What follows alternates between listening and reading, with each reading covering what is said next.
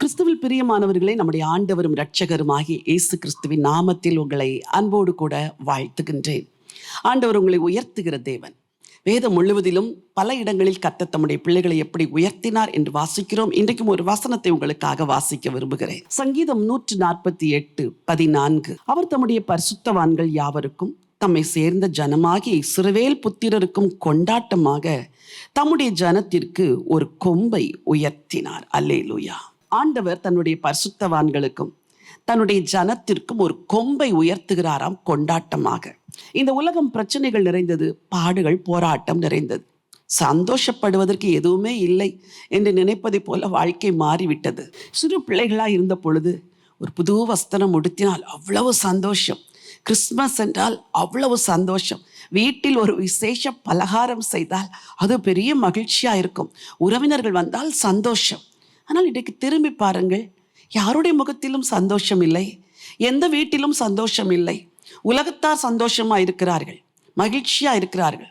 நாங்கள் இருக்கிற வீட்டிற்கு பக்கத்திலே ஒரு வீட்டிலே எப்பொழுதும் சத்தம் கேட்கும். இரவு 11 மணிக்கு எல்லாரும் பேசுவார்கள். 5-6 பேர் பேசுகிற சத்தம் கேட்கும். உரத்த சத்தமாய் அவர்கள் பேசுவார்கள். ஆனால் அந்த உரையாடலை கவனித்து பார்த்தால் அதில் எந்த ஒரு அர்த்தமும் இருக்காது, எந்த ஒரு பொருளும் இருக்காது. ஏதோ ஒன்றை பேசுவார்கள், ஆனால் அவர்கள் வீட்டில் சந்தோஷம். ஆனால் சந்தோஷப்படுவதற்கு பல காரணங்களை வைத்து கொண்டிருக்கிற உங்கள் வீடுகளிலே சந்தோஷம் இல்லையே, மகிழ்ச்சி இல்லையே. புலம்பல், அழுகை, சண்டை, சச்சரவுகள். இதற்கு என்னதான் வழி? இதற்கு என்னதான் விடுதலை?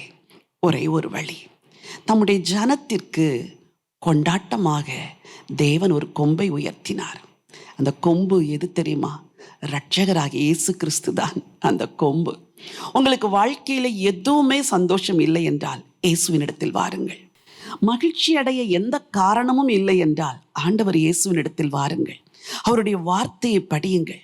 படிக்க படிக்க படிக்க உள்ளத்தில் ஒரு சந்தோஷம். அவரிடத்தில் ஜெபிக்க ஜெபிக்க மனதில் ஒரு பெரிய மகிழ்ச்சி. ஆண்டவருடைய வார்த்தை தான் ஒரு மனிதனுக்கு மகிழ்ச்சியை கொடுக்கக்கூடியது, வேறு எதுவும் மகிழ்ச்சியை கொடுக்காது. ஆண்டவருடைய வசனம் தான் உங்களை மகிழ்ச்சியாக்கக்கூடியது.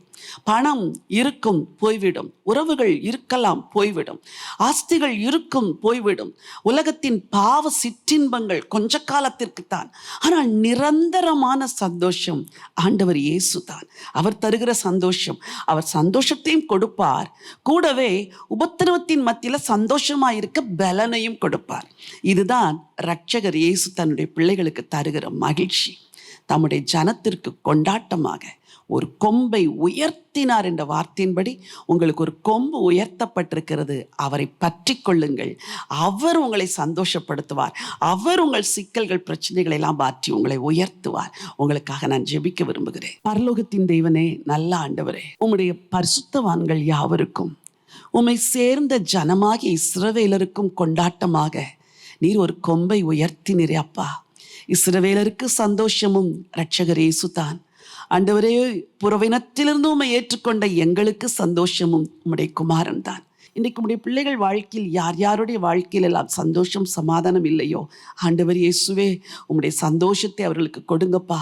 எப்பொழுதும் சந்தோஷமாயிருக்க பலனையும் உறுதியான மனதையும் கூட நீர் தரும்படியா ஜெபிக்கிறேன். சிறிய வாழ்க்கை ஆண்டவரே, ஆண்டவரே, துக்கத்திலும் கண்ணீரிலுமே வாழ்க்கை முடிந்து விடாதபடிக்கு உங்கள் பிள்ளைங்களுக்கு சந்தோஷத்தின் நாட்களையும் தர வேண்டும் என்று உடைய அடியால் ஜெபம் பண்ணுகிறேன். ஆசீர்வதிங்க ஆண்டவரே. இரட்சகர் இயேசுவின் நாமத்தில் ஜெபிக்கிறேன் நல்ல பிதாவே, ஆமேன், ஆமேன்.